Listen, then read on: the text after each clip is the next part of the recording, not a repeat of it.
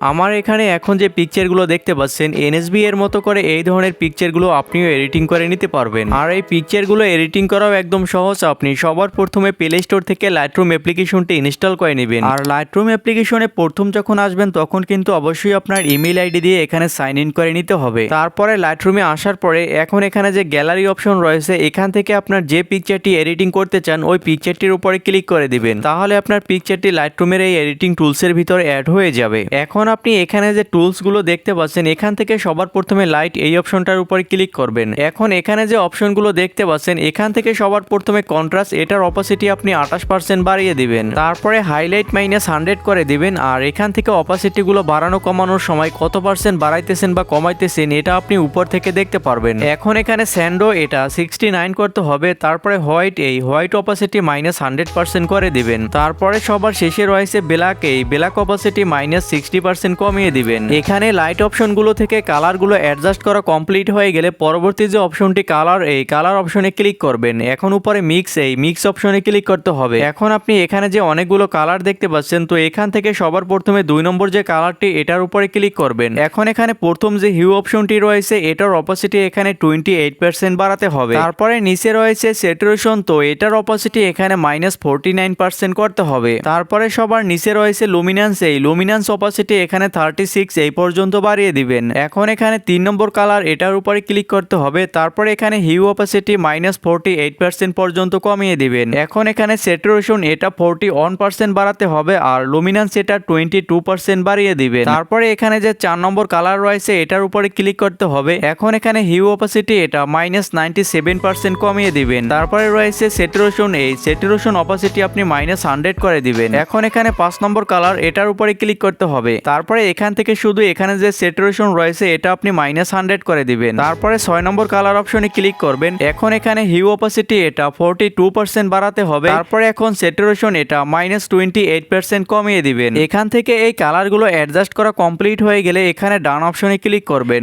এখন এখানে যে কয়েকটি অপশন রয়েছে এখানে সবার প্রথমে টেম্প অপাসিটি আপনি 5% বাড়িয়ে দিবেন। তারপরে নিচে দেখতে পাচ্ছেন স্যাচুরেশন এটার অপাসিটি এখানে 6% বাড়াতে হবে। এখন এখানে 3 নম্বর যে অপশনটি ভাইব্রেন্স অপাসিটি এখানে 8% করে দিবেন। তো এখান থেকে আমি কোনটার অপাসিটি কত পার্সেন্ট বাড়িয়ে বা কমিয়ে দিচ্ছি এটা চাইলে আপনি এখান থেকে স্ক্রিনশট নিয়ে নিতে পারেন। তারপরে এখন যে পরবর্তী অপশনটি রয়েছে ইফেক্ট অপশনে ক্লিক করতে হবে। এখান থেকে যে ক্লিয়ারিটি অপশনটি রয়েছে এটা আপনি 67% বাড়িয়ে দিবেন। তারপরে রয়েছে ভিজনিটি অপাসিটি এখানে -15 করতে হবে। এখন এখানে এর নিচে যে অপশন দুইটি দেখতে পাচ্ছেন মিড পয়েন্ট এবং ফেদার তো এই দুইটি এখানে 50% থাকবে। আর এখানে নিচের যে অপশনগুলো আছে এগুলো বাড়ানো বা কমানোর দরকার নেই। তারপরে এখন পরবর্তী যে অপশনটি ডিটেইল অপশনে ক্লিক করতে হবে। এখানে প্রথম যে অপশনটি রয়েছে শার্পিং অপশনটি থেকে এর অপাসিটি এখানে 37% বাড়িয়ে দিবেন। আর এখানে মাঝখানের যে অপশনগুলো রয়েছে এগুলো বাড়ানোর দরকার নেই। তারপরে এখানে নিচে দেখতে পাচ্ছেন